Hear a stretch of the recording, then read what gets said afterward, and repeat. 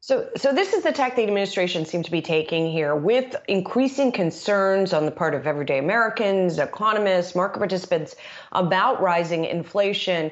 The administration says this is an unusual situation here with COVID, with supply shocks.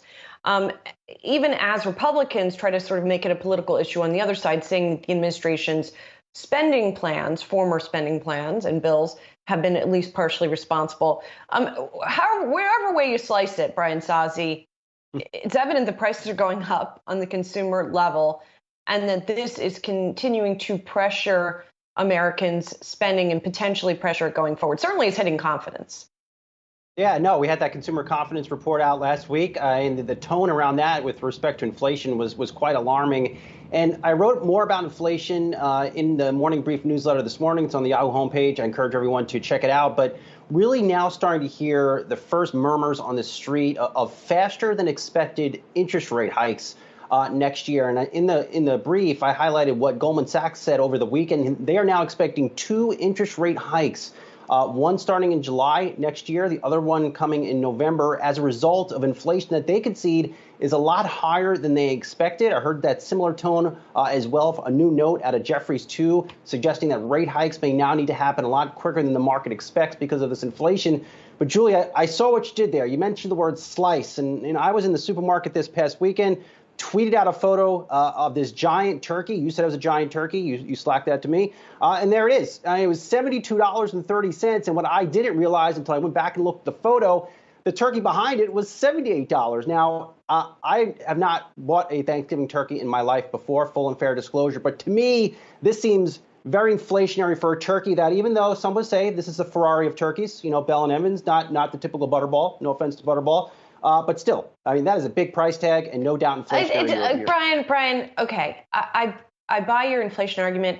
This is the wrong example. This is absolutely the wrong example. And I'll tell you why. Mm-hmm. That Bell and Evans turkey is $3.99 a pound. Anyone who is a real person shopping at the grocery store, you look at the per share, for lack of a better word, you look at the unit price of something. You don't look at the total price of something to measure inflation. That is an 18-pound turkey, dude. You're not buying that turkey for yourself. Unless you're having like 20 people around your Thanksgiving table, you are not buying an 18-pound turkey. And I don't know what Bell and Evans per pound price was last year or the year before that, but $3.99 is not insane for a Bell and Evans turkey. That being said, yes, obviously there is inflation out there on a number of different items, and all of the sort of measures of looking at the typical Thanksgiving basket, right, from cranberries to stuffing to turkey, have shown that we are seeing those unit prices on the rise. To me, yes, that's $72 for turkey is a big number, but it's a big turkey. In any case, however, to take a step back, when we talk about this inflation argument, again, the question is, how do you attack this issue, right? Do you attack it through raising interest rates? As you said, Goldman Sachs now calling for more this year. Michael Darda of MKM, who we're going to have on later in the show, also is saying that the Fed is getting behind the curve here. But it comes back to our ongoing discussion about supply and demand. We know there's a supply shock here. We know there are ongoing supply chain issues. The question is, the demand that is also out there and the money supply that is also out there, the Fed raising rates and sort of addressing that side of the equation, is that going to actually tackle the inflation problem in an accurate way? And I should also mention that the views on the Fed are far from unanimous. Morgan Stanley out this morning with the note, strategist Andrew Sheets penning that note this morning and saying inflation is actually peaking right now and it's going to improve.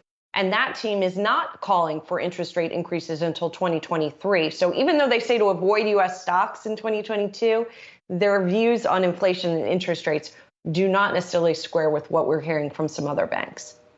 I think this will be one of those topics you and I just don't see eye to eye on, Julian. That's okay. I look at the total price, and when I see a turkey that may end up costing me $85 after taxes or whatever it might be, that's a big purchase. But look, I mean, it is tomato sauce too. We just talked to the CEO of Sovos Brands, came on a week ago. I mean, they're taking the prices from $6.99 a jar to close to $10 a jar. I mean, this is happening. This is happening in real time. But what I will say this, Julie, it is interesting to see the markets hold up here despite these inflationary readings. And you have to wonder, I think investors are trying to think, well, what is one way we can beat inflation? It's probably staying invested in this market because we have seen a pretty good third quarter earnings season.